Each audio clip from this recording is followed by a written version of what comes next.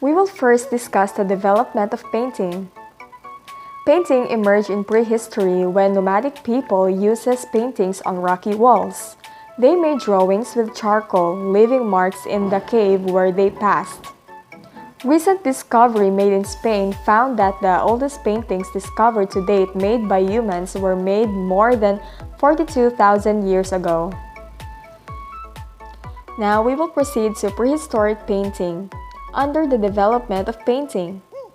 Prehistoric paintings actually is more of engraving on a cave and sculpture. This actually begins around 40,000 BC in Paleolithic period, which is also known as Old Stone Age. Prehistoric Greek art was seen in four periods. We have the formative or pre-Greek period, the first Greek period, Golden Age, and Hellenistic period. Prehistoric paintings focuses on animal spear and other rudimentary materials. Formative or pre-Greek period. Its motive was sea and nature, like the artist is inspired to paint a picture of what's beautiful on the outside. First Greek period. It is largely of an Egyptian influence. Just like the examples here. And now we will have the Golden Age, which is in 480 to 400 BC. It is a period in which the aesthetic ideal is based on the representation of a human character as an expression of a divine system. So the 5th century actually called the Golden Age of Athens. Their paintings focuses more on portraying a group of people in a certain event and also focuses on sculptures of a human character. And now we will have the Hellenistic period, which is in 4th century to 1st BC. It discusses heightened individualism and featured tragic mood and a contorted faces. The Hellenistic period was an era in ancient Greece that lasted from 323 BCE to 31 CE.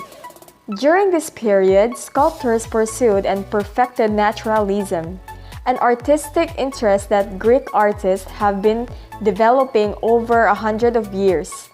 The sculptures crafted during this time conveyed more realism. Their poses are stiff and their expressions are stoic, which is incredible. So moving on to prehistoric Roman painting. Roman painting survives mainly in the form of murals and panels. Portraits are executed in a realistic style that the style descends from Hellenistic Greek painting, which was absorbed by the Roman state as it expanded across the Mediterranean basin. So the prehistoric Roman art encompassed two periods, and we have the Etruscan period, which is in 2000 to 1000 BC, and Roman period, which is in 2000 BC to 400 AD. Etruscan period is the art of the people of Etruria. It falls into three categories. We have funerary, urban, and sacred. Because of Etruscans' attitude toward the afterlife, most of the art that remains is funerary. And for Roman period, it is characterized by commemorative statues, sarcophages, frescoes, and designs with vine motifs. So the Roman held a great appeal to the Romans. Romans may also have borrowed inspiration from the Etruscans, who had an artistic tradition all their own, including the sculpturals and murals. Now we have the painting in the medieval period. We actually have three art classifications in the medieval period. First, we have the early Christian art. Second, Byzantine art. And third, the Gothic art. Early Christian art. Subject matters of art in this period were symbols like cross, fish, lambs, alpha and omega, triumphal wreath, grapes, doves and peacocks. Hallowed Christ, saints and martyrs, and the Virgin Mary began to appear in a painting at a later time. Spiritual expression took precedence over the physical beauty.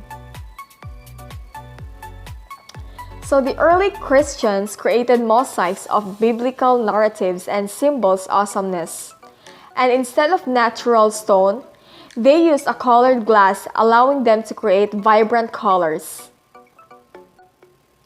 Byzantine art. The subject matters of paintings were Christ as the Creator and Mary, the Mother of God. Byzantine art entirely focuses on religious expression, and more specifically, the characteristics of Byzantine art includes a departure from classical art forms that were highly realistic in nature. Lastly, we have Gothic art. Gothic paintings were like religious, rustic, and calmer and plastic in style. In Gothic art, it is characterized by a formalized sweetness, grace, and elegance, and richness of details, and also an idealized quality. Gothic art is evolved from Romanesque art and lasted from the mid-12th century to as late as the end of the 16th century in some areas. Up next, we will have painting in Renaissance, which will be reported by Lester Cabillas. Good morning guys, my name is Lester Cabillas, and today we're going to talk about the painting in the Renaissance. The Renaissance is divided into three periods: Early Renaissance, 14th to 15th century. Early Renaissance paintings placed emphasis on simplicity, gesture, and expressions. Painting depicted man and nature in fresco technique. Second, High Renaissance in 16th century. Its center was in Florence, Venice, and Rome. Painting style consists of the depending of picturesque space, making the sky more dramatic, with dark clouds and flashes of light. Da Vinci introduced the chiaroscuro. Michelangelo dramatized the position of figures in his famous contrapposto twist. And the third, Mannerism period. The human figure is rendered through the use of oil paints and sumptuous, warm, and sensual colors. Famous painters in this period were Giotto, Leonardo da Vinci, Raffaello Sanzio, and Michelangelo. Now let's talk about painting in the Baroque period. Paintings in the Baroque period are ornate and fantastic. They appeal to the emotion and sensual and highly decorative. They make use of light and shadow to produce dramatic effects. The painting shows figures in diagonal, twists, and zigzags. Famous painters in this period include Peter Paul Rubens, Rembrandt, El Greco, Diego Velázquez, and Bartolomé Esteban Murillo. Rococo painting. Rococo painting placed emphasis, voluptuousness, picturesque, and intimate presentation of farm and country. The Rococo art technique made use of soft pastel colors, rendering the landscape smoky and hazy, with the subject always in the center of the canvas. Famous Rococo painters were Jean-Antoine Watteau, Jean-Honoré Fragonard, William Hogarth, Joshua Reynolds, and Francois Boucher. Now let's talk about Romantic painting. Romantic paintings delve into the artist's reaction to the past events, landscapes, and people. Painting is richer than Rococo. One of the famous painters of this period was Francisco Goya. 19th century painting in modern art. 19th century painting in modern art was aimed to please the public. The following movement appeared. Number 1. Impressionism. Impressionism. Paul Cézanne was the greatest impressionist and the father of modern art because of the brilliance, perfect balance, brightness of colors, and scenes dipped in art. Expressionism. Vincent van Gogh was the father of Expressionism. He used bright pure color mix and the palette, but applied to the canvas small dots or stroke, relying on the beholder's eyes to set them together. Gogh works are notable for their rough beauty, emotional honesty, bold color, and simplicity. The development of sculpture. Sculpture is an art form which employs modeling. Prehistoric sculpture consisted of crude forms carved in stones and woods. These figures and images were created to commemorate heroes and heroines and perpetuate the memory of men. Next is Egyptian sculpture. Prehistoric Egyptian sculpture had gone through 4 periods. First is First Dynasty period. This period occurred 5,000 years ago. The sculptors decorated the tombs of the dead with scenes from his life and signs of his rank. The sun, moon, stars, and sacred animals were common subjects sculpture this period. Number 2 is the Old Kingdom period.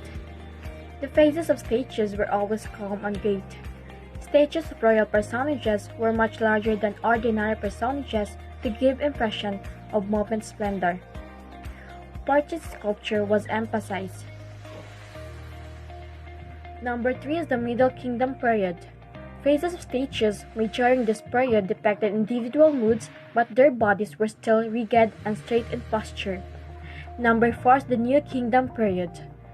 Figures of this period were lifelike and vigorous looking.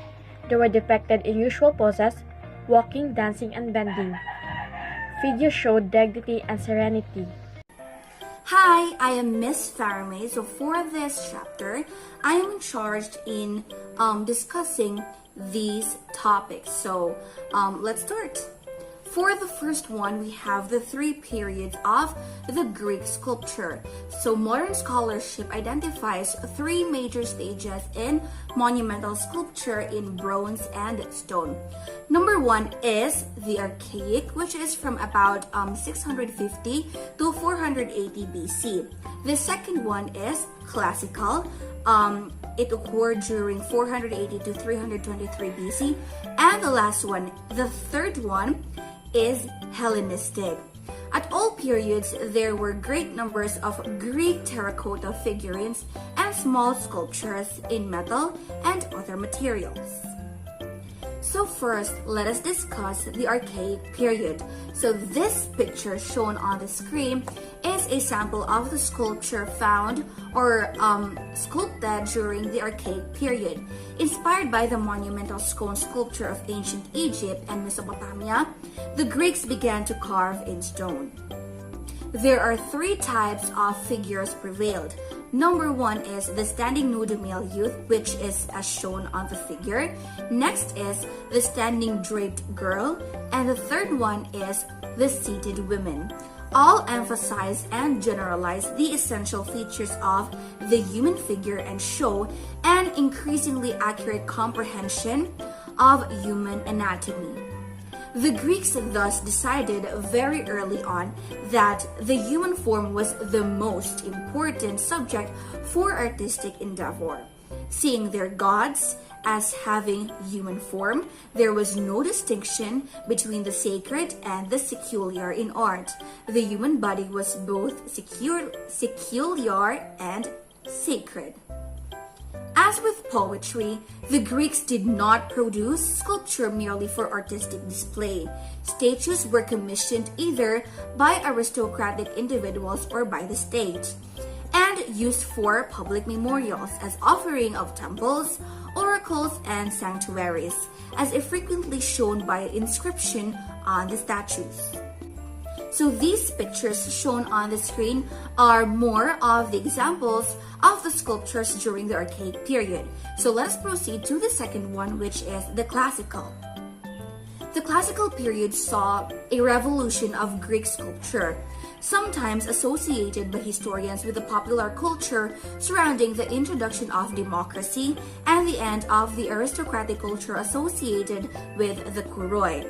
The classical period saw changes in the style and function of sculpture, along with a dramatic increase in the technical skill of Greek sculptures in depicting realistic human forms. The classical period also saw an increase in the use of statues and sculptures as decorations of buildings. Another notable change is the foregoing of artistic credit in sculpture. The entirety of information known about sculpture in the archaic and geometrical periods are centered upon the works themselves and seldom, if ever, on the sculptors. The statue of Zeus at Olympia and the statue of Athena Parthenos, both chryselephantine and executed by Phidias, are under his direction and considered to be the greatest of the classical sculptures. They are lost. Although smaller copies in other materials and good descriptions of both still exist, their size and magnificence prompted rivals to seize them in the Byzantine period, and both were removed to Constantinople, where they were later destroyed. So these pictures shown on the screen are the examples of the sculptures during the classical period. Next, let's move on to the third one during the Greek period, which is the Hellenistic sculpture. The transition from the classical to the Hellenistic period during the 4th century BC, Greek art became increasingly diverse, influenced by the cultures of the peoples drawn into the Greek orbit. By the conquests of Alexander the Great during the 336 to 323 BC, in the view of some art historians, this is described as a decline in quality and originality. However, individuals of the time may not have shared his outlook. During this period, sculpture again experienced a shift towards increasing naturalism. Following the conquests of Alexander the Great, Greek sculpture spread as far as India, as revealed by the excavations of Iconium in eastern Afghanistan and the civilization of the Greco-Bactrians and the Indo-Greeks. So here are some examples of the sculptures during the Hellenistic period among the three periods of Greek sculpture. Next, let's go to the Roman sculpture. The study of Roman sculpture is complicated by its relation to Greek sculpture. Many examples of even by the most famous Greek sculptures, such as the Apollo Belvedere and the Barberini Faun, are known only from Roman imperial or the Hellenistic copies. At one time, this imitation was taken by art historians as indicating a narrowness of the Roman artistic imagination, but in the late 20th century, Roman art began to be re-evaluated on its own terms. Some impressions of the nature of Greek sculpture may in fact be based on Roman artistry. The strengths of Roman sculpture are in portraiture, where they were less concerned with the ideal than the Greeks or ancient Egyptians, and produced very characterful works, and in narrative relief senses as well. Examples of Roman sculptures are abundantly preserved, in total contrast to Roman painting, which was very widely practiced but has almost been lost. So these are some examples of Roman sculptures. Next, let us proceed to the next one, which is the Byzantine sculpture. The Byzantine sculpture in the early days were more an extension of the Hellenistic art, where portraits of great impacting aesthetics of drama were produced. Sculpture underwent changes similar to those in architecture, where several good examples of secular architecture survived from that period. Among them are vestiges of an atrium in the Great Palace of Constantinople. This building was decorated with a splendid mosaic plant, containing in its sculptures representation worthy example of the empire's wonders. For instance, is the three-dimensional representational sculpture forms they inherited from the Hellenistic period in the early days of the long Byzantine period progressively were reduced until they vaguely used them in subsequent stages. During the iconoclastic struggle, sculpture representations are forced to completely abandon sacred images representations. Instead, the naturalistic themes reach predominance. The struggle between iconodulus in favor of images representation and iconoclasm, opponents of the images, resulted in the year 754. All art based on religious images were banned in the Eastern Church. So these are some examples of the Byzantine sculpture. Next, let us proceed to the next sculpture, which is the Gothic sculpture. The Gothic period is essentially defined by Gothic architecture and does not entirely fit with the development of style in sculpture in either its start or finish.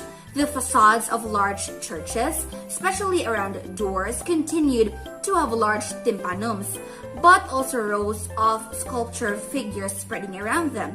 The statues on the western royal portal at Chartres Cathedral show an elegant but exaggerated columnar elongation, but those on the south transept portal from the 1215 to 20 show a more naturalistic style and increasing detachment from the wall behind, and some awareness of the classical tradition.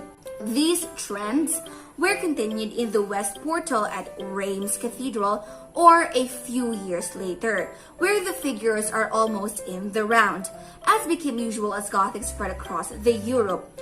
Bamberg Cathedral has perhaps the largest assemblage of the 13th century sculpture, culminating in 1240 with the Bamberg Rider, the first life-size equestrian statue in Western art since the 6th century.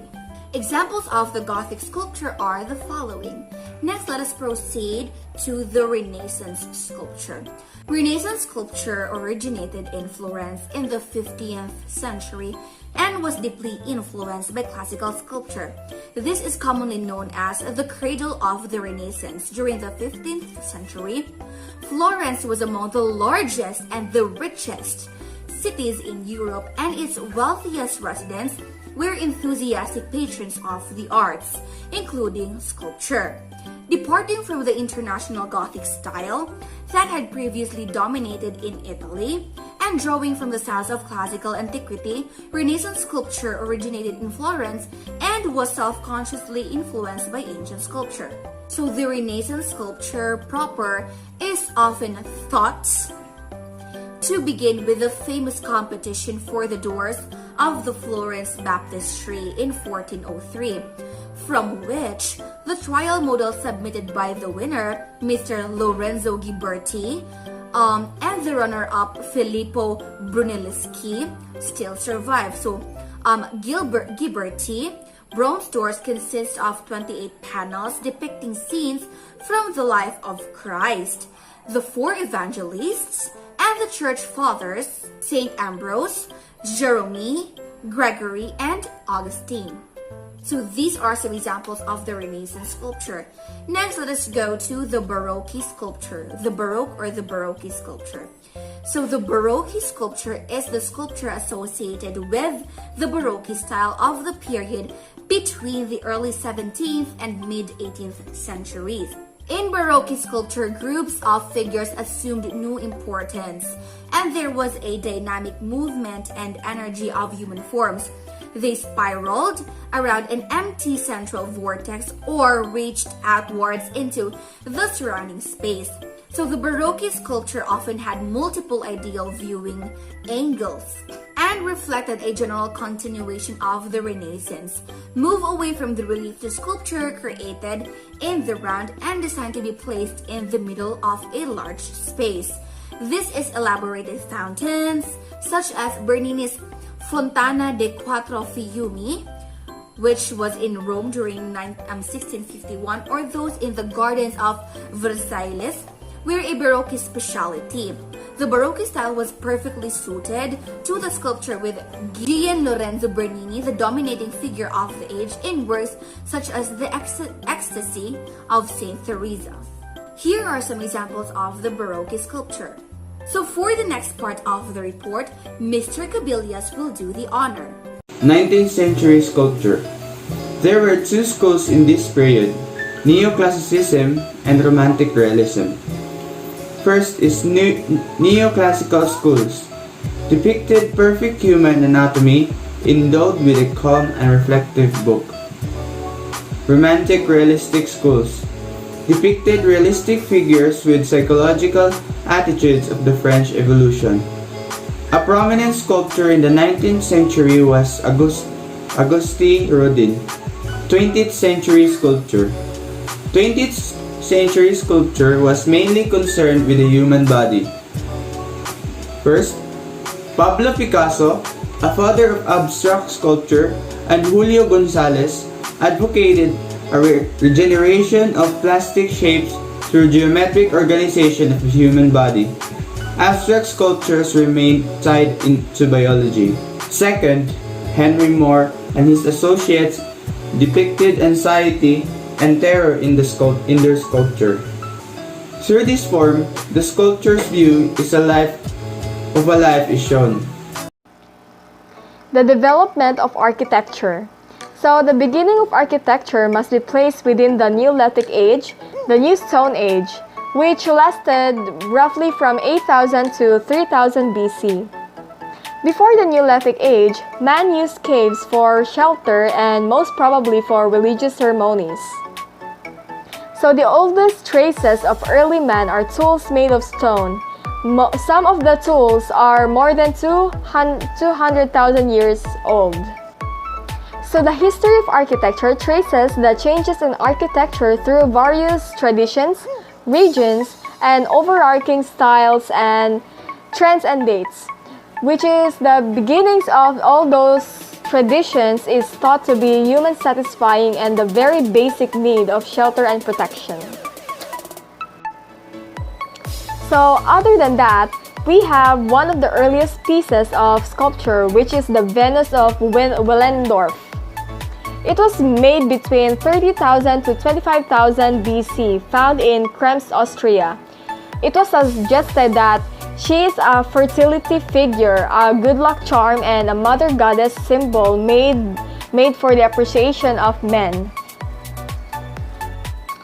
And we also have the cave paintings of Altamira in Spain. It was dated between 15,000 to 10,000 BC. So the Cave of Altamira is a cave complex located near the historic town of Santillana del Mar in Cantabria, Spain. So it is renowned for prehistoric parietal cave art featuring charcoal drawings and polychrome paintings of contemporary local fauna and human hands.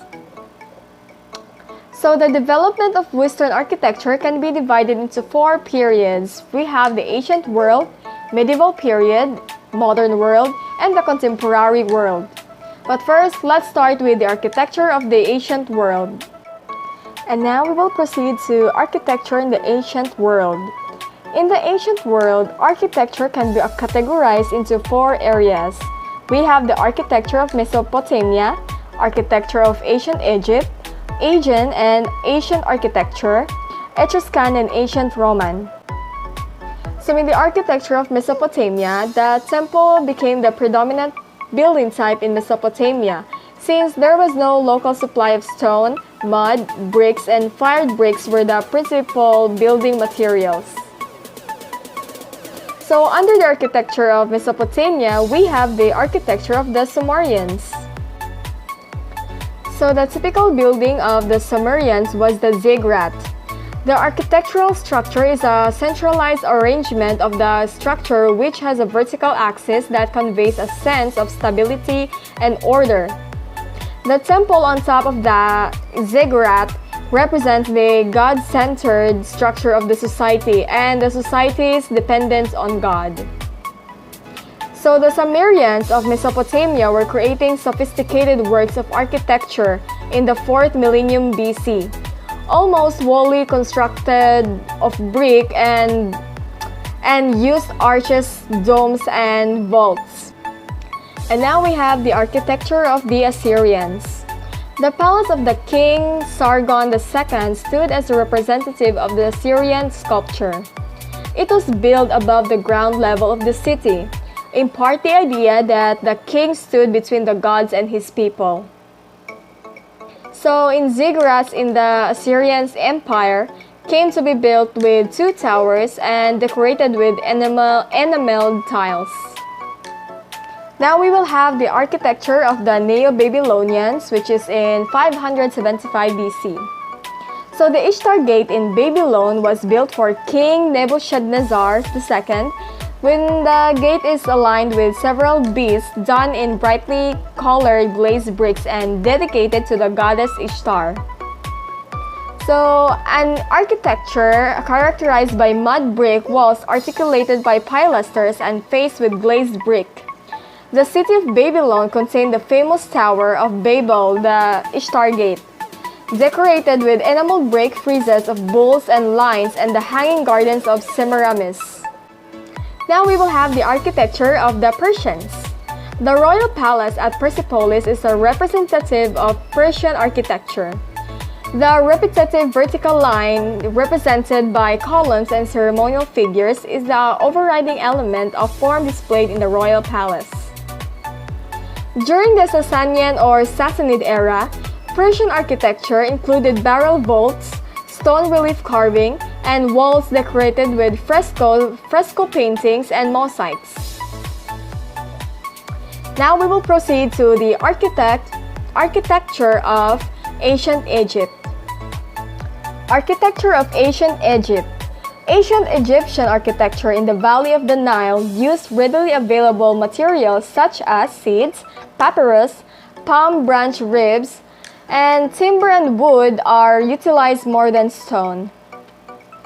So there are 2 types of Egyptian architecture, which are the simple stereometric shape of mass and the rhythmically articulated columnar hall.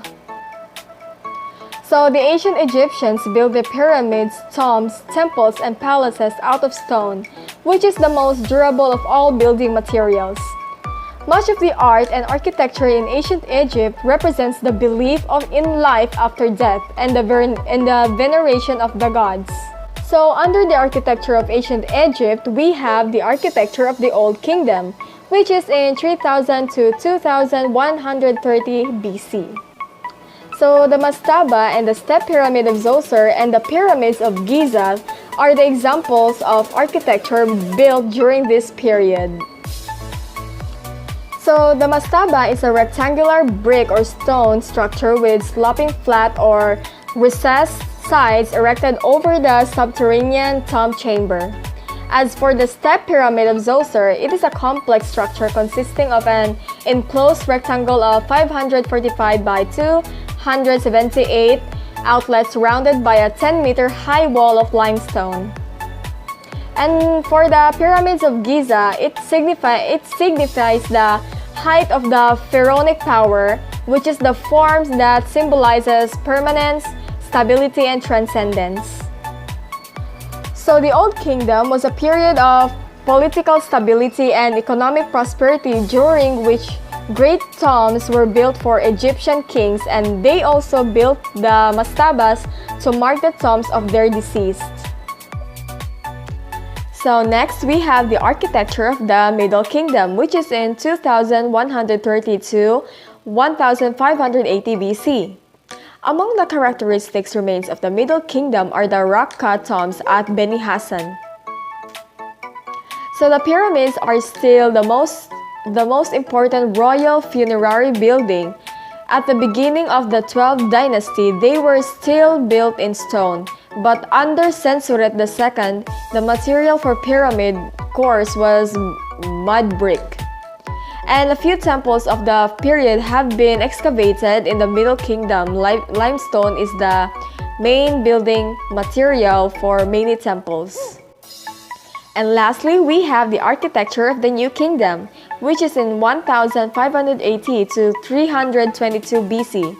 So if the most impressive monuments in the Old Kingdom are its pyramids, then in the New Kingdom, we have the grandiose temple. An example of an architectural masterpiece in this period was the mortuary temple of Queen Hatshepsut, located at Deir el-Bahri. It is also constructed in 1500 BC. So the mortuary temple represents another version of the combination of the horizontal and vertical axis. So, a fact about the mortuary temple is that Queen Hatshepsut commissioned her mortuary temple at some point soon and had it designed to tell the story of her life and reign and surpass any other in elegance and grandeur. It is also considered one of the most incomparable monuments of ancient Egypt, since it serves both as an inspiration and later a quarry. So up next, we have Aegean and Ancient Greek architecture, which is going to be reported by Richie Jane Daigon. Aegean architecture. The Palace of Knossos Crete is an example of Aegean architecture. The oblong shape of the court and general layout place shows a centralized arrangement. The regal layout of a storage magazine puts forward the values of efficient administration and order. It was a setting of harmonious living. Ancient Greek architecture. Ancient Greek architecture is essentially columnar and tree-seated. The columns taper toward the top. The effect is muscular-like human quality in the columns. The spacing in the columns toward the cornice is sometimes narrower, which also makes for a better dynamic visual appearance. In elevation, the Greek temple consists of two parts. First is platform or base, and second is the columns, and last is superstructural or interpicture. The combination of two parts is called an architectural order. Architecture in the medieval world. Early Christian architecture consisted of two building types: the Christian basilica, a rectangular building with an apse for the altar at one end, and as far as the form is concerned, based on the straight line, interpreted as path, and the martyrium, a circular building, interpreted as center. Example of this type is Santa Sabina, Santa Constanza, and St. Peter Basilica. Islamic architecture were inherited from pre-Islamic architecture, were of that region, while some characteristics like minarets, muqarnas, arabesque, Islamic geometric pattern, pointed arc, multiple arc, and onion dome and pointed dome developed later. And the next is Pila, who will give you a sort of information about our report. So Pila, start. Let's proceed. So let us now go on to the Carolingian sculpture. Carolingian sculpture or Carolingian churches are generally basilican like the early Christian churches of Rome and commonly incorporated westwards, arguably the precedent of the western facades of later medieval cathedrals. A westwork is a monumental west-facing entrance section of a medieval church. This exterior consists of multiple stories between two towers, while the interior includes an entrance visible, or vestibule, a chapel, and a series of galleries overlooking the nave. The westwork first originated in the ancient churches of Syria. So Carolingian architecture is a style of Northern European pre-Romanesque architecture belonging to the period of the late 8th and 9th centuries. It was a conscious attempt to emulate Roman architecture and thus borrowed heavily from early Christian and Byzantine architecture.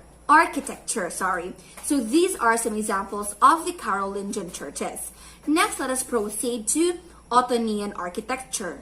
Ottonian architecture is an architectural style which evolved during the reign of Emperor Otto the Great. The style was found in Germany and lasted from the mid-10th century until the mid-11th century. So here are some examples of Ottonian architecture. Let's proceed to Romanesque architecture. The Romanesque architecture is an architectural style of medieval Europe characterized by semicircular arcs. There is no consensus for the beginning date of the Romanesque. Combining features of the ancient Roman and Byzantine buildings and other local traditions, Romanesque architecture is known by its massive quality thick walls, round arcs, sturdy pillars, barrel vaults, large towers, and decorative arcading. So here are some examples of the Romanesque architecture.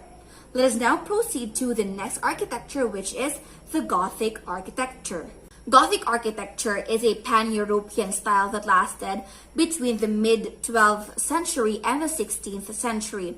It is usually characterized as a style of masonry building that makes heavy use of cavernous spaces with walls broken up by overlaid tracery. Typical architectural features of the Gothic architecture includes rib vaults, flying buttresses. So here are some examples of the Gothic architecture. Gothic architecture dominated the high to late Middle Ages and has left many European cities with a wealth of beautiful things or buildings.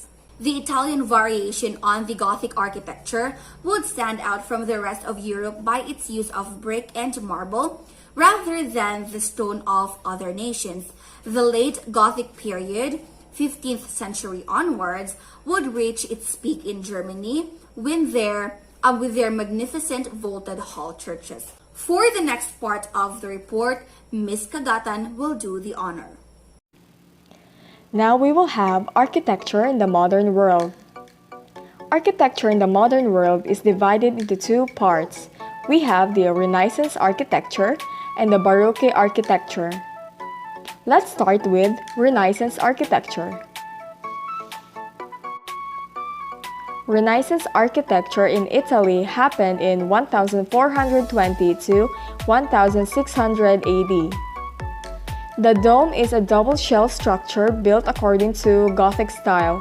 Spaces and enclosing surfaces are on simple proportional relationships. Basic module utilize the paneling of white and colored marbles. Structures follow the system of rectangles and circles.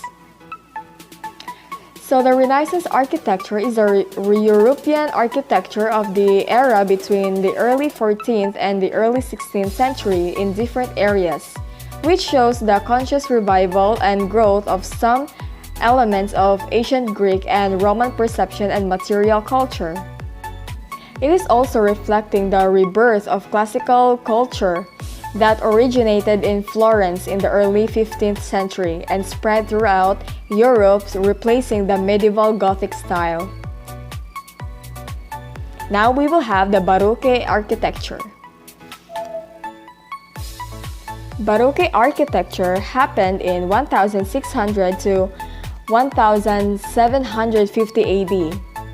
The original meaning of the term Baroque was odd, irregular, and grotesque. In 1880, the term lost its derogatory flavor and became associated mainly with the architecture of Bardomini and Guarini. Baroque art grew out of Renaissance art. Baroque architecture is a style that emerged in Italy in the late 16th century. It was more of an theatrical version of Renaissance architecture with dramatic lighting and color, with illusory effects, and designs that played games with architectural features, sometimes leaving them incomplete. Now we will discuss the architecture in the contemporary world, which will be reported by Lester Cabillas. Let's now proceed to architecture in the contemporary world. Contemporary architecture is characterized by the use of industrial materials, especially steel, glass, and concrete, deprived in ornamentation and assembled so as to form simple geometrical volumes freely laid out in space.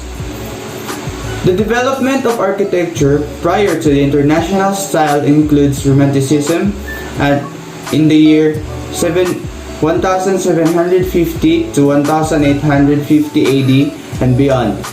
Architecture of the engineers at the year 1800 to 1900 AD. Architecture of the Chicago School.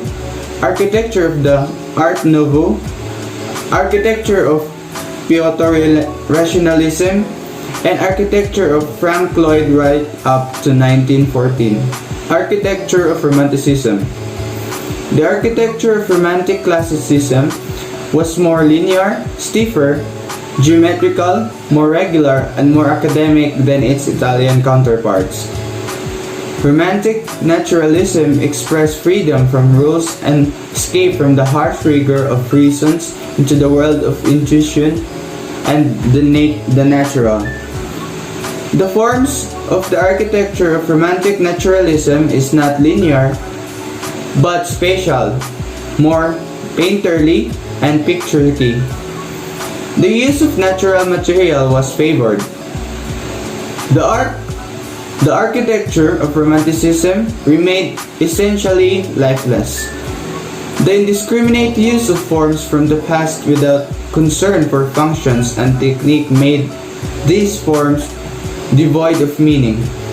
Examples of Romantic architecture are the Guardians of the Fields at Ledox and German Embassy at Petersburg, and the street facade at Altis Museum.